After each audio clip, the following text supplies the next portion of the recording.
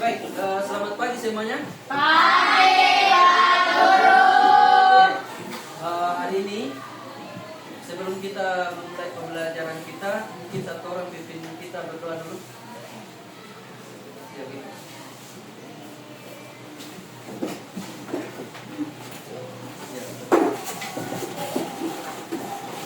Teman-teman, sebelum kita belajar, marilah kita berdoa. Bapa dan Putra dan Roh Kudus. Amin. Salam Maria, penuh rahmat, Tuhan sertamu. Terpujilah engkau di antara wanita, dan terpujilah buah tubuh Yesus. Santa Maria, Bunda Allah, doakanlah kami yang berdosa ini, sekarang dan waktu kami mati. Amin. Kemuliaan kepada Bapa dan Putra dan Roh Kudus, seperti pada permulaan, sekarang, selalu, semuanya, selama-lamanya. Sahabat Yohanes, doakanlah kami. Oke, terima kasih untuk event dan pimpin kita berdoa. Sebelum kita mulai pembelajaran kita, Bapak absen dulu, dengarkan namanya. Sekarang tanggal? Oke. Alvaro, Adi, Alicia, Adi, Brilian, Sergio, Diego, Hadir. Gama, Hadir, Pak Guru. Michelle, Hadir. Given, Hadir, Pak Guru. Grace, Hadir. Jan Ferry, Hadir. Jane, Hadir. Joshua, Hadir. Kartini, Hadir. Daniel, Hadir. Mateus, Hadir. Nia, Hadir. Obed. Hari ini kita akan belajar tentang berpikir komputasional. Berpikir komputasional itu adalah cara cerdas memecahkan masalah seperti sebentar baru kita beda apa itu berpikir komputasional. Apa sih manfaatnya berpikir komputasional itu? Oke, perhatikan di depan. Pernahkah kamu mengalami hal ini? Yang pertama, pernah tidak kamu kehilangan barang? Pernahkah tidak? Pernah. Kamu pasti pernah mengalami, toh? Iya. Kemudian, yang berikutnya, pernahkah kamu bingung mengatur waktu belajar? Pernah. Kalau kamu perhatikan, yang ini masalah atau bukan? Salah. Masalah ini menyelesaikan itu kita butuh yang namanya berpikir komputasional. Perhatikan di depan. Berpikir komputasional bukan berarti kita harus menjadi robot atau berpikir menggunakan kode-kode rumit. Maksudnya berpikir komputasional itu adalah apa? Coba baca yang di sini. Berpikir komputasional adalah Suatu metode atau cara berpikir yang memecahkan masalah rumit secara metodis, efisien dan logis. Mirip dengan cara seorang ilmuwan komputer membuat. Jadi semua ilmuwan komputer, programmer yang buat aplikasi, mereka semua itu memiliki yang namanya kemampuan berpikir komputasional. Mereka tahu, oh kalau saya dapat masalah seperti ini pada saat membuat aplikasi, apa yang saya mau lakukan? Dia akan membuat langkah-langkahnya. Langkah-langkah yang dia gunakan adalah langkah-langkah dalam berpikir komputasional. Oke, lanjut. Ini adalah keterampilan dasar yang berguna untuk semua orang, bukan hanya untuk programmer. Ternyata kemampuan ini tidak hanya untuk para ilmuwan komputer, tidak hanya untuk programmer saja, tapi untuk semua orang, termasuk kalian. Kalian semua punya masalah kan tidak? punya. Pasti punya. Tidak ada orang yang tidak punya masalah. Yang jadi pertanyaan, kalau kita dapat masalah itu, bagaimana caranya menyelesaikan itu? Bagaimana caranya menyelesaikan masalah itu? Oke, lanjut. Tujuan pembelajaran kita hari ini adalah setelah kita belajar nanti, kemampuan apa yang kamu harus miliki? Yang pertama, memahami permasalahan sederhana dalam kehidupan sehari-hari. Kemudian yang kedua, Menerapkan beberapa masalah secara sistematis dengan prinsip berpikir komputasional. Kau harus bisa menyelesaikan masalah dengan prinsip komputasional. Yang ketiga, menulis instruksi logis dan terstruktur untuk menyelesaikan masalah secara menyelesaikan masalah itu harus ada langkah-langkahnya yang terstruktur, harus ada langkah-langkahnya yang dia sistematis, terurut. Oke, lanjut. Permasalahan sederhana yang sering kita alami. Ini yang paling sering dialami oleh kebanyakan orang. Yang pertama gambar apa? Meja yang berantakan, kamar yang berantakan. Kalau meja berantakan, kamar berantakan, itu masalah kan bukan? Masalah. Itu masalah. Kemudian yang kedua, gambar orang yang terlambat bangun. Kalian, Pak Guru yakin kalian semua di sini pasti pernah mengalami yang namanya terlambat bangun, toh? Terlambat bangun.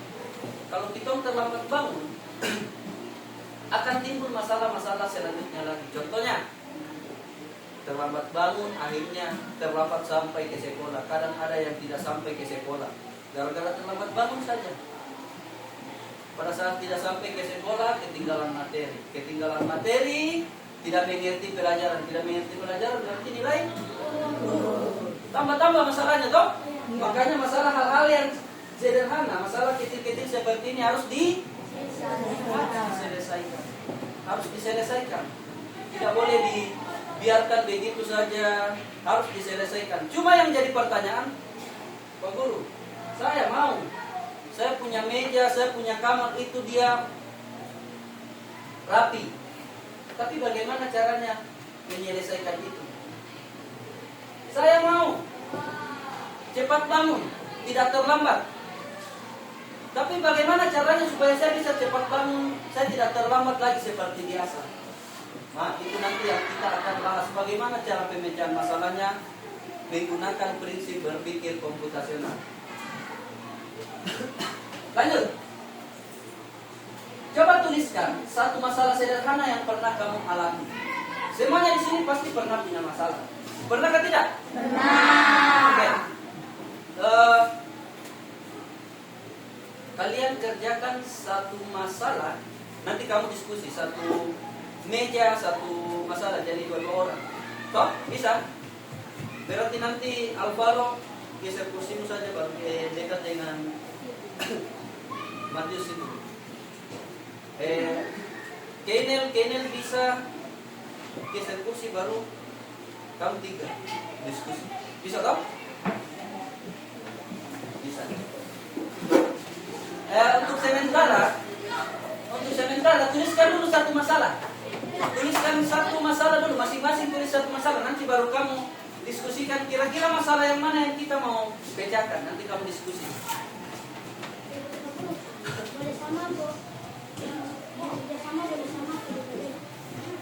Tulis dulu masing-masing dulu masalah. Kau dengan kau punya masalah, Alvaro dengan dia punya masalah. Setelah itu baru diskusi kira-kira mau selesaikan masalahnya siapa? Masalahmu kah, masalahnya Alvaro?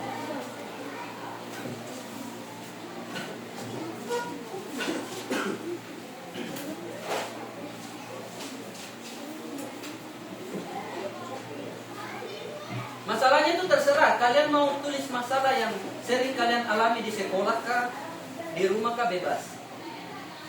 Yang sering kalian alami, yang kamu butuh untuk selesaikan cepat. Sudah? Sudah dong? Oke, kalau sudah tulis, simpan dulu masalahmu itu.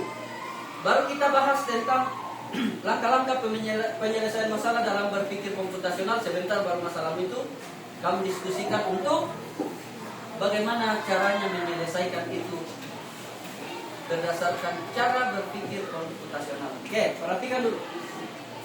Perhatikan di depan. Ada empat pilar utama berpikir komputasional, atau ada 4 langkah langkah-langkah yang kita lakukan dalam menyelesaikan masalah berdasarkan prinsip berpikir komputasional. Yang pertama, apa ini? Dekomposisi. Dekomposisi. Kemudian yang berikutnya apa? Pengenalan pola. Pengenalan pola. Yang berikutnya? Abstraksi. Abstraksi. Yang berikutnya? Algoritma. Pasti masih bingung-bingung. Apa itu dekomposisi? Apa itu pengenalan pola? Apa itu abstraksi? Apa itu algoritma? Oke, perhatikan di depan. Pertama kita bahas dekomposisinya dulu. Dekomposisinya. Dekomposisi adalah proses membagi masalah yang rumit dan besar menjadi komponen-komponen yang lebih kecil dan lebih mudah dikelola. Fungsinya apa? Kalau kita temukan masalah, baru kita bagi menjadi masalah-masalah yang kecil-kecil. Akhirnya kita berpikir, oh ternyata gampang selesaikannya ini. Saya selesaikan satu-satu masalah yang menjadi masalah, penyebab sampai masalah ini bisa terjadi. Toh? Contohnya apa? Contoh masalah besar itu contohnya membuat nasi goreng. Di depan itu sudah ada contoh membuat nasi goreng. Tujuannya dia ingin membuat nasi goreng. Dekomposisinya atau masalah-masalah yang dia pecahkan. Dia pecah-pecah masalah. Oh, pada saat saya mau bikin nasi goreng, pada saat saya mau membuat nasi goreng itu, apakah kita bisa langsung membuat nasi goreng begitu saja? Tidak. Tidak bisa. Pasti sebelum kita membuat nasi goreng, ada berbagai macam masalah yang kita temukan dulu. Yang pertama, menyiapkan bahan. Iya, menyiapkan bahan. Itu dulu yang kita harus pikirkan. Bagaimana caranya kita siapkan bahannya dulu. Kemudian kita pikirkan yang kedua apa? Menulis bumbunya. Setelah itu menggoreng telur. Setelah menggoreng telur apa? Menulis bumbu. Kemudian yang selanjutnya Mencampur semua bahan dan memasaknya. Oke. Setelah kita pecah-pecah seperti ini, kita selesaikan nanti, baru nanti kita bisa masuk di cara membuat nasi goreng. Lanjut. Pengenalan pola. Coba kamu baca. Di pengenalan pola adalah kemampuan untuk atau paralel dalam data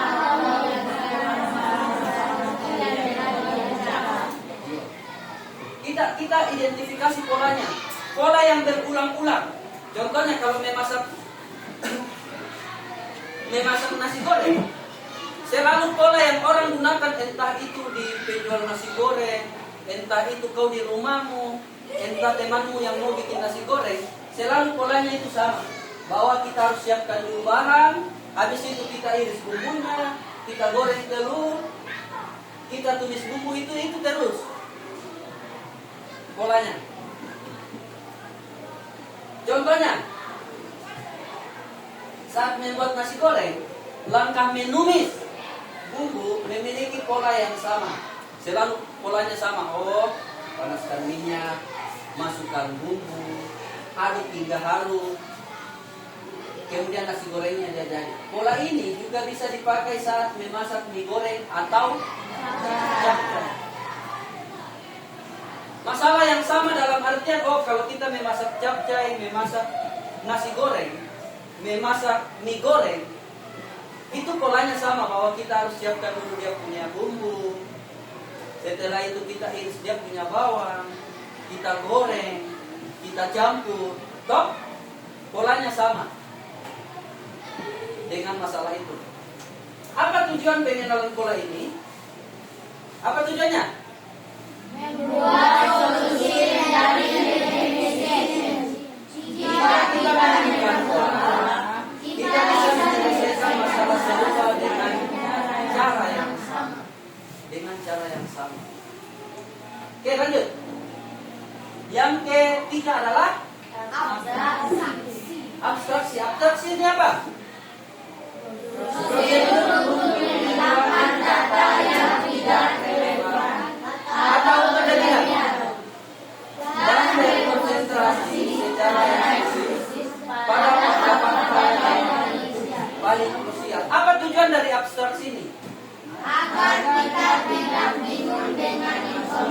yang terlalu banyak dan bisa fokus pada inti masalah. Contohnya, pada saat kau mau buat tadi nasi goreng, kau abaikan saja informasi yang tidak penting. Contohnya, minyaknya sudah siap, kau tidak usah lagi cari tahu merek minyaknya apa, itu tidak perlu. Yang penting minyak sudah ada. Wajan, tidak perlu lagi kau pikir wajannya ini dia terbuat dari apa sih? Bagaimana caranya membuat wajan? Tidak perlu toh? Tidak perlu. Apakah membuat wajan itu ada hubungannya dengan nasi goreng? Tidak ada. Walaupun di situ kita pakai wajan, tapi untuk cara membuat wajan itu tidak perlu. Itu abaikan saja. Itu maksud dari abstraksi. Kita abaikan hal-hal yang tidak, mengabaikan hal-hal yang tidak penting. Sudah? Oke, paham? Contoh sehari-hari. Saat mengendarai sepeda, kita fokus pada cara mengayuh, menjaga keseimbangan dan mengerem. Semuanya pernah belajar naik sepeda, toh? Pada saat kau belajar naik sepeda, apakah kau pikir tentang bannya ini dia warna apa? Kau pikir itu kan tidak? Tidak. Kenapa kau tidak pikir itu? Karena Tidak penting. tidak penting. Itu tidak akan membantu kau untuk bisa mengendarai sepeda. Kemudian yang tidak penting juga contohnya, kau mau pikir, oh dia punya pelek ini modelnya seperti ini. Ada yang pelek model trali, ada yang bintang. Apa itu perlu kau pikirkan? Tidak. Karena itu tidak penting. Tidak mempengaruhi kau menjadi pintar, lebih bisa mengendarai atau mengayuh sepeda. Yang perlu kau fokuskan adalah kau bisa mengayuh, apalagi bisa menjaga keseimbangan dan bisa mengendarai. Itu yang kau harus paham. Kenapa? Karena itu yang penting pada saat kita mau mengendarai sepeda. Oke, lanjut. Algoritma. Itu yang langkah yang keempat. Algoritma. Algoritma adalah serangkaian dan berurutan untuk menyelesaikan suatu masalah. Langkah-langkahnya, urutan-urutannya. Algoritma adalah hasil akhir dari 3 pilar sebelumnya. Dari tiga pilar itu, hasilnya itu kita buat dalam bentuk algoritma. Atau dia punya langkah-langkah kerjanya.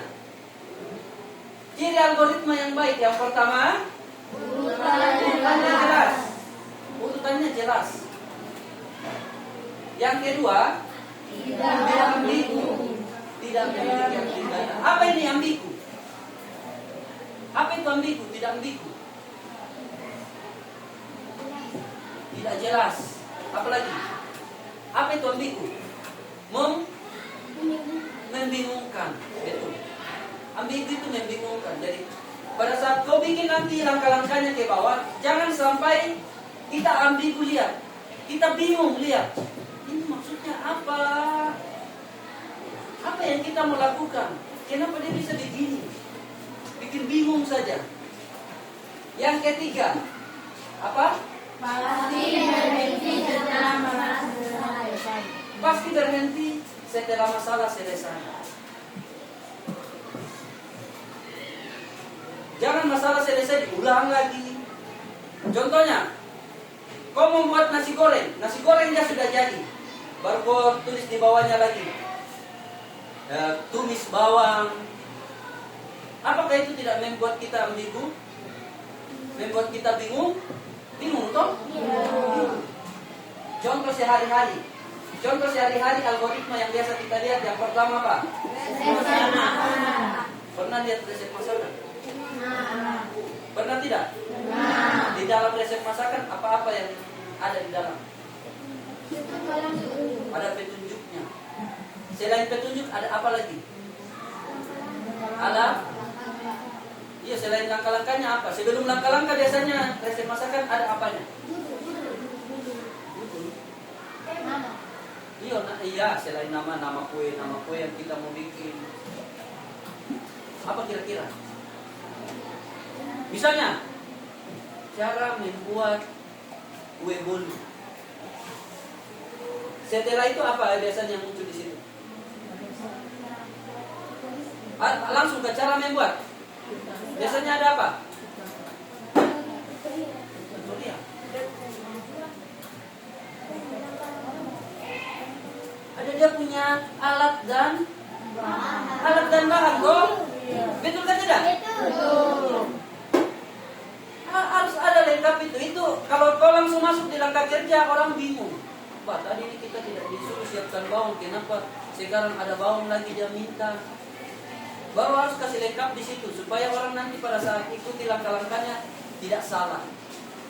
Itu namanya jelas, instruksinya harus jelas. Paham? Paham. Oke. Resep masakan. Ada lagi petunjuk perakitan mainan pada saat kita beli mainan. Yang mainan yang dirakit-rakit toh? Pernah lihat? Benar. Biasanya di luarnya itu ada petunjuknya atau tidak? Ada. Selain itu ada lagi tutorial cara melakukan sesuatu. Toh? Tutorial cara melakukan sesuatu.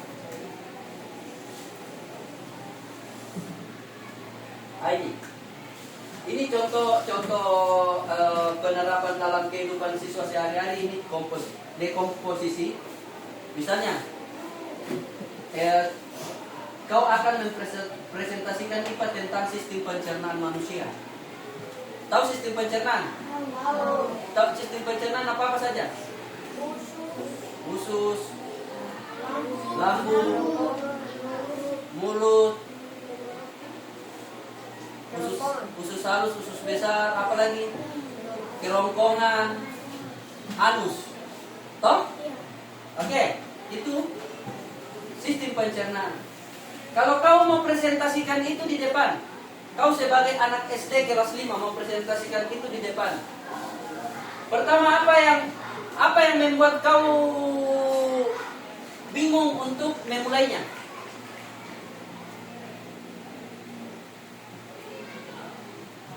Apa yang membuat kau bingung kira-kira yang pertama? Pertama kau belum punya materinya, iya toh? Itu yang dipeja-peja, mencari materi, membuat slide presentasi, mendesain tampilan slide dan seterusnya. Itu untuk dekomposisi. Kemudian ada pengenalan pola. Kemudian ada abstraksi. Abstraksi ini fokus pada fungsi utama setiap organ. Tidak perlu menghafal semua nama enzim yang terlalu detail untuk level SMP. Pada saat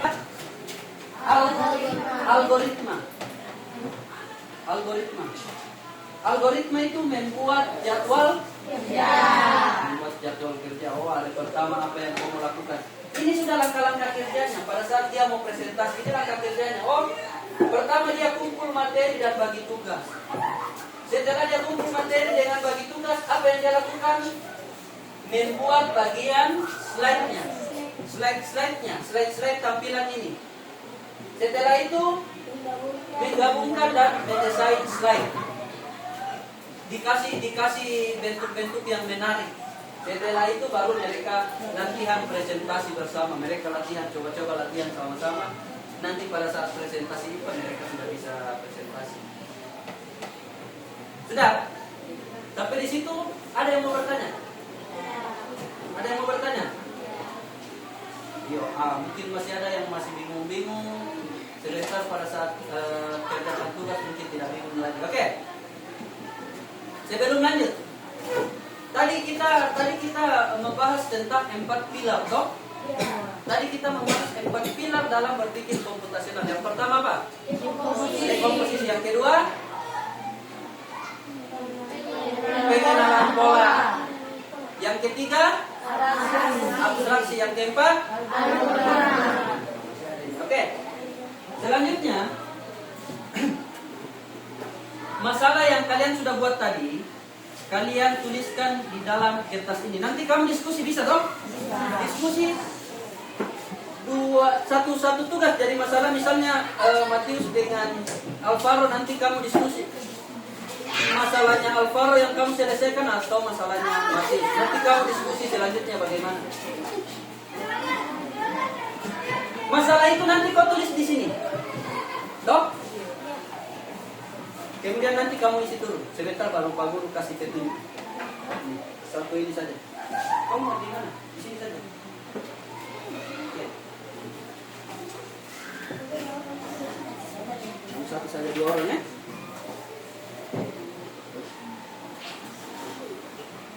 Kasih ke sebelah.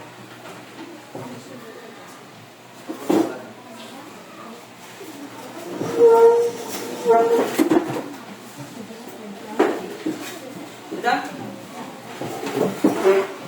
Oke. Lihat dulu. Lihat di lembarannya bagian B di situ. Lihat bagian B. Petunjuk pengerjaan. Yang pertama,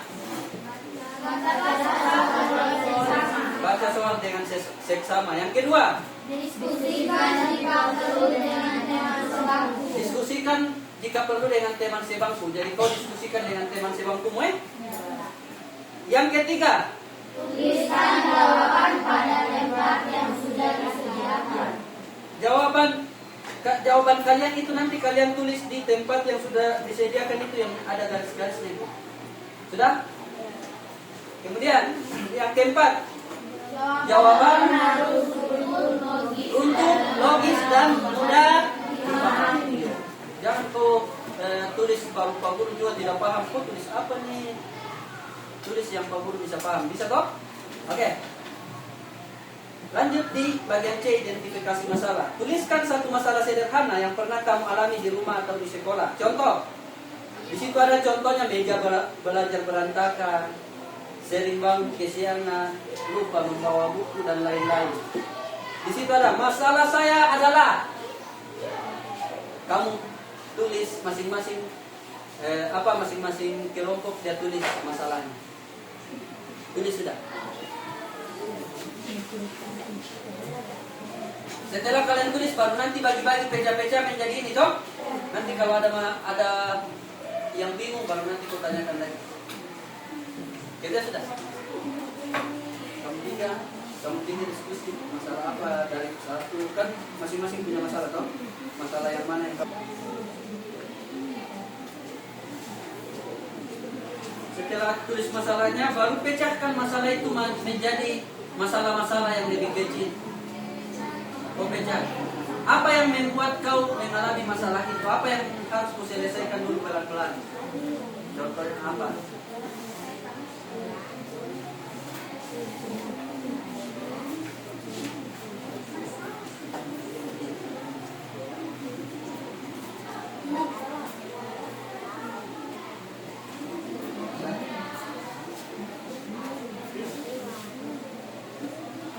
Ya.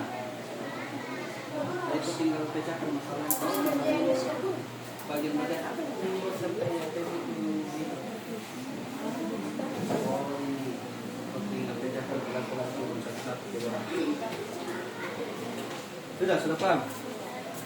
Lanjut sudah.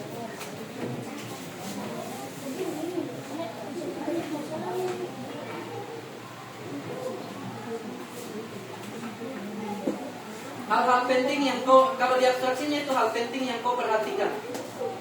Misalnya tadi kaos kaki, hal penting yang kau perhatikan bahwa kau punya kaos kaki itu dia warna apa.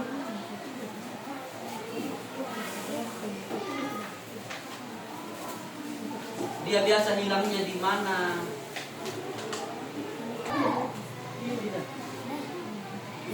Dekomposisi ini misalnya kau tidak kerjakan tugas, apa yang sampai membuat kau tidak kerjakan tugas, kau kerjakan di bawah. Apa yang membuat sampai kau tidak kerja? Penyebabnya apa saja? Masalah-masalahnya toh? Ini nanti polanya. Apakah masalah ini sering diulang? Dia sering tidak. Misalnya kau kehilangan ini, sering diulang tapi ini. Selain itu, apakah semua kaos kaki saja yang sering diulang? Apakah juga apa? Posisinya. Oh, sering diulang pada contohnya topik dasi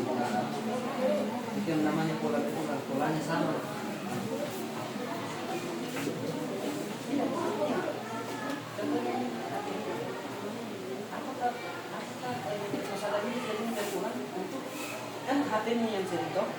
Apakah ada benda lain yang sering bilang? Ada, misalnya apa? Yang sering bilang yang lain. Itu pasti polanya sama. Misalnya contohnya juga, pas katimu sering bilang, oh dia bilang sama, dia sama dengan ini masalahnya kota sembah. Oh, itu namanya polanya berulang. Itu berulang, sering berulang pada apa? Iya, pada apa?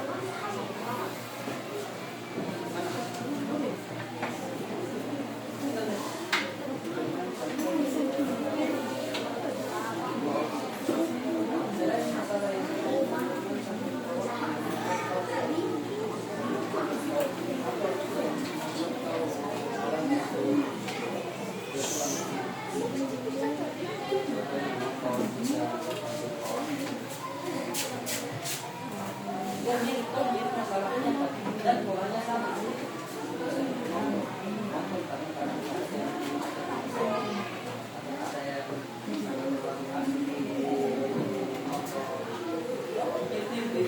Itu namanya pola-polanya berkurang.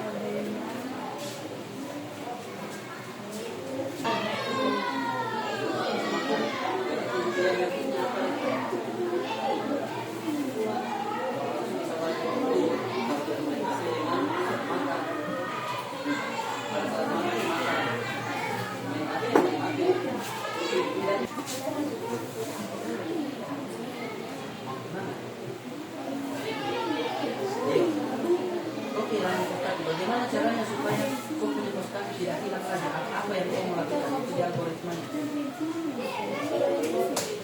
Hal-hal yang perlu kau perhatikan pada saat kehilangan prestasi.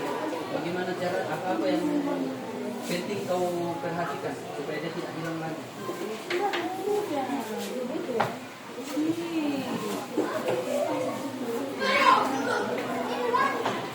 Sudah?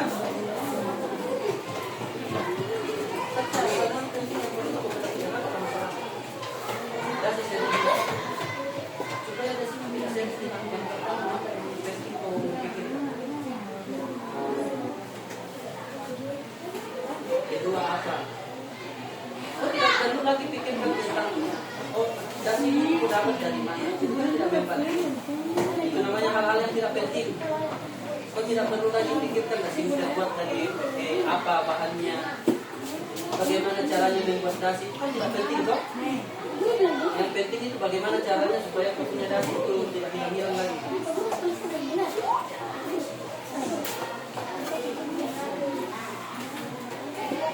Iya sama. Jadi apa hal-hal yang perlu kau perhatikan dari masalah ini?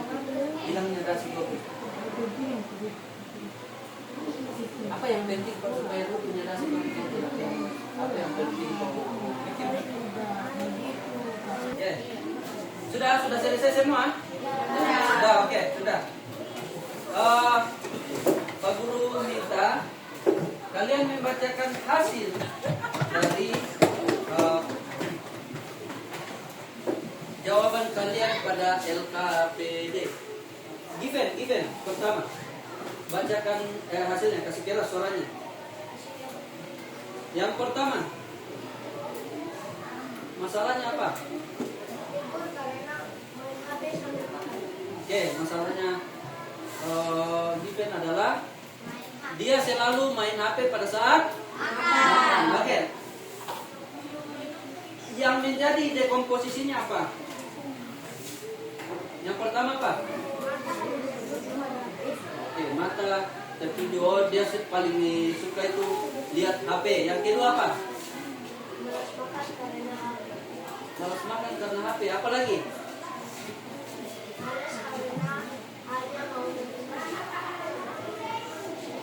Ya, sama dengan yang pertama. Dia matanya itu selalu di HP saja. Apa lagi?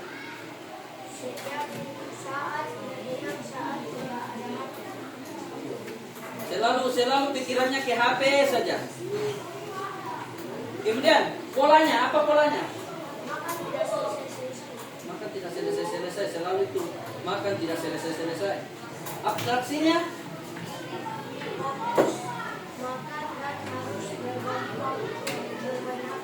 Oke, fokus makan, bagi waktu untuk bermain HP. Algoritmanya bagaimana? Langkah-langkahnya, langkah-langkah supaya dia selesai bagaimana? Saat mau makan, HP harus disimpan. Kedua, fokus makan. Ketiga, setelah makan. Bagaimana? Yang pertama tadi apa? Saat mau makan, HP harus disimpan. Oh, saat mau makan HP harus disimpan. Apa lagi? Fokus makan. Oke, fokus untuk makan. Apa lagi? Setelah makan, kita boleh bermain. Setelah makan baru Kita boleh main HP. Sudah? Oke, cukup sampai situ dulu. Itu adalah jawaban dari temanmu. Kita kasih tepuk tangan dulu. Oke, berikutnya siapa lagi yang mau bacakan hasilnya? Siapa lagi yang bisa bacakan jawabannya? Ya, oke, Matius. Pertama, masalahnya apa? hilang kos kaki. Sering hilang kos kakimu. Oke. Masalah-masalah kecilnya apa? Apa penyebab-penyebabnya? Tiap pulang sekolah, biasa membuang kos kaki sembarangan. Oh, jadi yang pertama itu masalahnya itu adalah taruh kos kaki sembarang di sembarang tempat. Apa lagi masalahnya? Oh, tidak pernah bereskan kos kaki. Apa lagi? Itu saja. Oke, polanya apa? Itu sering terjadi kepada kos kakimu. Apa lagi? Kita sering kehilangan barang lain seperti dasi, topi, sepatu, dan buku. Oh, kemudian polanya sama. Polanya sama bahwa kau taruh takaruan, jarang bereskan, hilang lagi seperti itu. Oh, sama dengan dasi polanya. Oke, lanjut. Abstraksinya, hal-hal yang perlu kau perhatikan apa?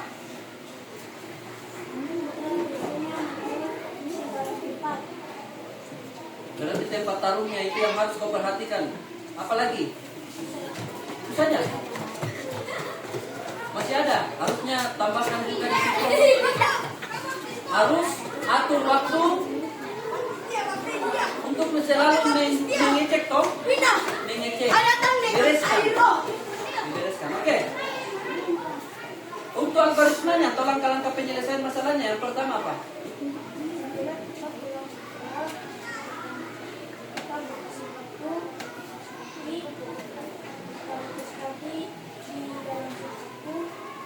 Oke, yang pertama rapikan dulu kos kakimu, baru taruh di rak sepatu. Kalau sudah taruh di rak sepatu, apa lagi selanjutnya? Taruh kos kaki di dalam sepatu. Ada lagi?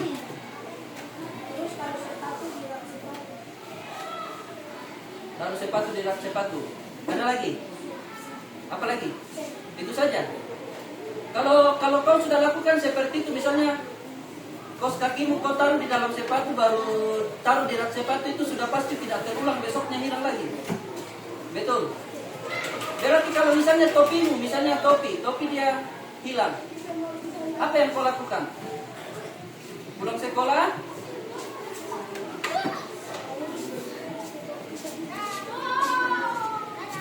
Oh, langsung gantung topimu.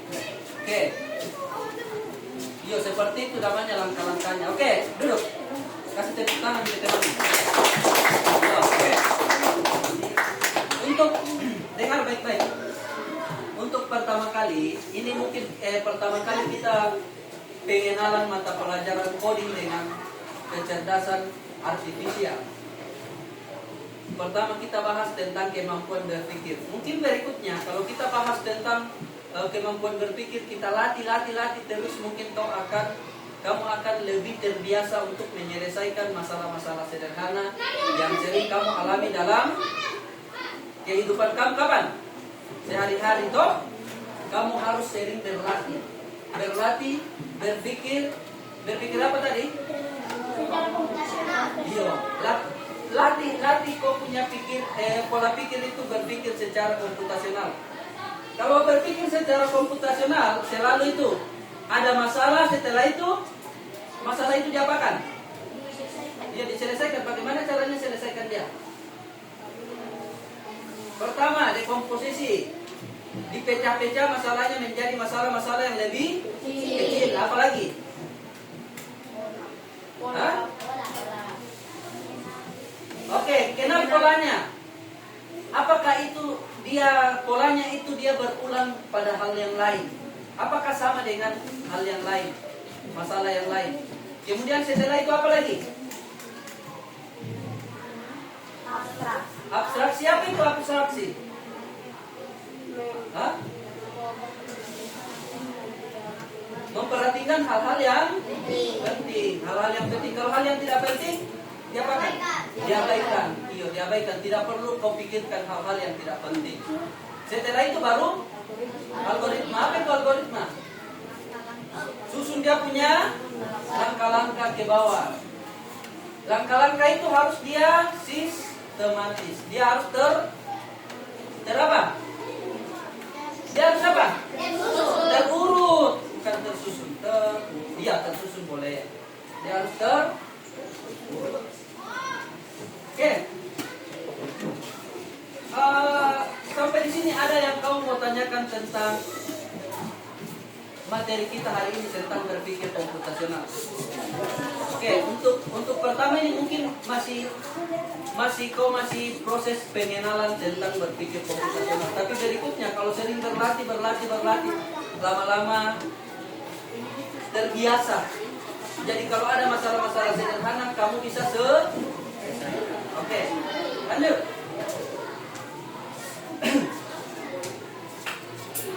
Sebelum Pak Guru tutup, Pak Guru mau tanya, apa yang sudah kamu pelajari hari ini? Apa yang sudah kamu pelajari hari ini? Yuk, kodis dari kakak, tapi pengetahuan apa yang kau sudah dapat? Cara menyelesaikan masalah. Cara menyelesaikan masalah dengan cara bagaimana? Berpikir secara itu yang kamu sudah pelajari toh? Iya, selanjutnya nanti Pak Guru minta kamu untuk selalu menyelesaikan masalah-masalah yang kamu hadapi dengan cara berpikir komputasional. Selalu itu, kalau apapun yang kamu mau lakukan dalam kehidupanmu, selalu itu pecah dia menjadi masalah-masalah kecil dulu. Toh? Contohnya orang mau bikin acara, yang dia pikirkan apa-apa saja dulu. Hal-hal kecil apa yang dia pikirkan? Yo, bikin tenda itu. Apalagi? Yang masak dia pikirkan itu. Apalagi? Bikin undangan. Atur kursi. Itu semua adalah dekomposisinya atau masalah-masalah kecilnya, kok. Baru nanti itu kau susun langkah-langkahnya bagaimana sampai acara itu bisa jadi. Seperti itu. Paham? Paham. Oke, paham.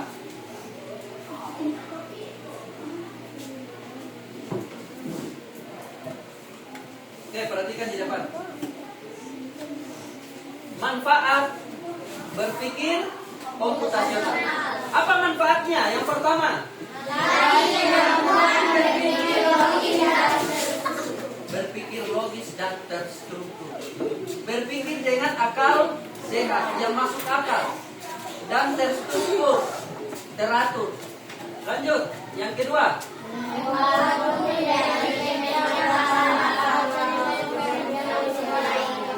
Membuatmu menjadi seorang pemecah masalah yang lebih baik. Jadi kalau kau temukan masalah, kau tidak bingung lagi. Kau bisa selesaikan itu.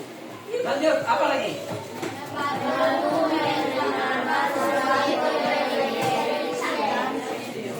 Membantu, dia akan bantu kamu untuk menyelesaikan masalah dengan lebih efektif. Yang berikutnya,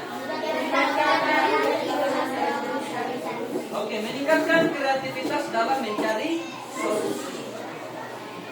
Dia akan meningkatkan kamu punya kemampuan untuk mencari solusi. Selalu ada solusi yang kau temukan. Oh, kalau masalahnya seperti ini, apa yang saya mau lakukan? Oh, saya akan bikin seperti ini. Kau gunakan kau punya cara berpikir komputasional itu. Lanjut. Yang berikutnya.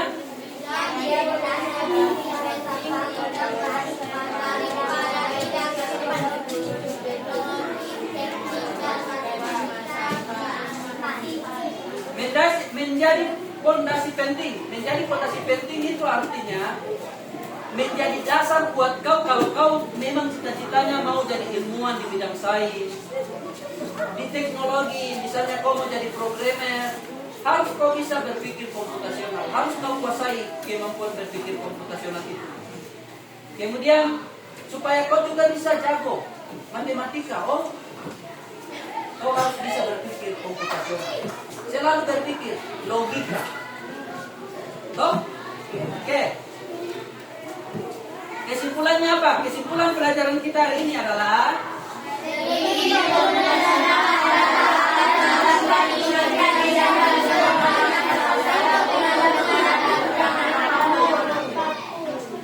yang bisa alat bantu berpikir yang bisa digunakan siapa saja untuk menghadapi tantangan apapun. Jadi kalau kau dapat tantangan, kau bingung lagi kan tidak? Tidak. Semoga tidak.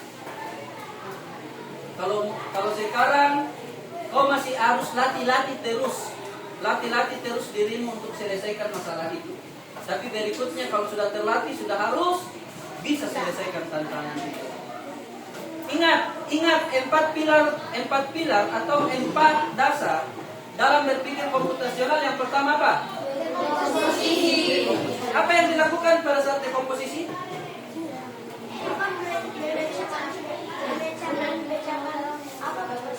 Masalah menjadi masalah yang lebih supaya lebih gampang kau selesaikan. Setelah itu apa? Pengenalan pola. Habis itu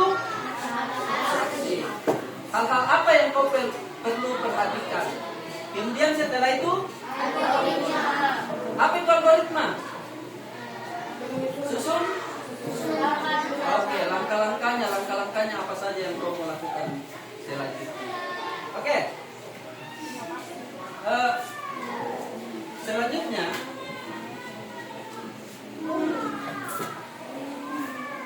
Pak Guru minta kau punya tugas yang akan kamu kerjakan di rumah. Tulis tugasmu yang akan kamu kerjakan di rumah.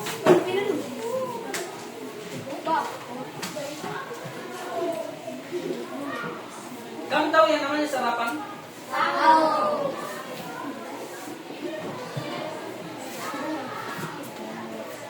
Oke,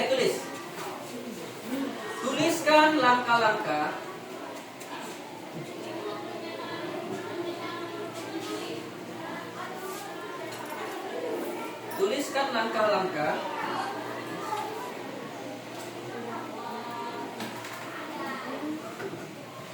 membuat sarapan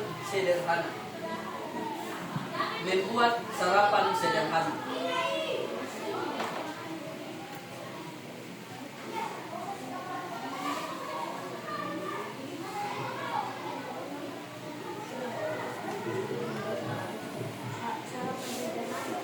Tahu namanya sarapan sederhana toh? Tahu. Jangan sarapan yang kau setengah mati bikin, misalnya Pak Guru saya mau bikin kari ayam. Bukan itu. Yang sarapan sederhana misalnya apa? Roti. Membuat roti bakar. Siapa yang pernah bikin roti bakar? Bisa. Membuat telur ceplok, membuat telur mata sapi, bagaimana caranya? Oh, bisa buat nanti langkah-langkahnya bisa. Oke, besok baru kita bahas lagi toh. Oke. Untuk hari ini, Pak Guru mau tanya, bagaimana perasaanmu belajar tentang coding dan KA? Betul kah senang? Senang. Apa yang membuat kau senang? Bisa memecahkan masalah. Bisa memecahkan masalah. Dengar. Kalau kamu nanti sudah bisa berpikir komputasional, ingat, soal-soal matematika, soal-soal cerita di matematika nanti itu gampang nanti kamu selesaikan. Kamu akan gampang pahami kalau kau bisa memahami tentang cara berpikir komputasional ini. Oke? Oke. Cukup perhatikan dulu.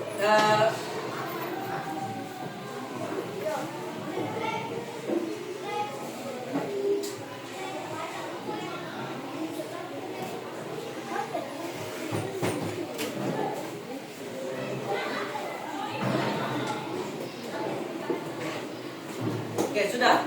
Oke. Ingat bahwa setiap kehidupan sehari-hari itu masalah-masalah yang kau temukan bisa diselesaikan dengan menggunakan cara berpikir apa? Komputasional. Oke. Oke, sudah.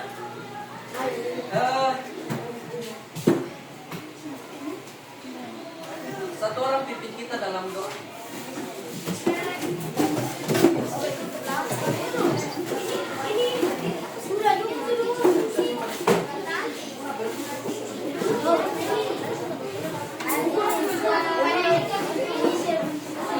Siapa yang pimpin doa? Pimpin doa dulu, jangan dulu kacau.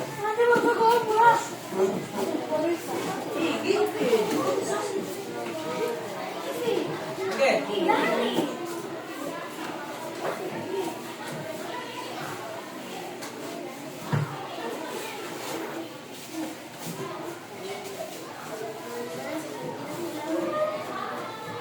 Dalam nama Bapa dan Putra dan Roh Kudus.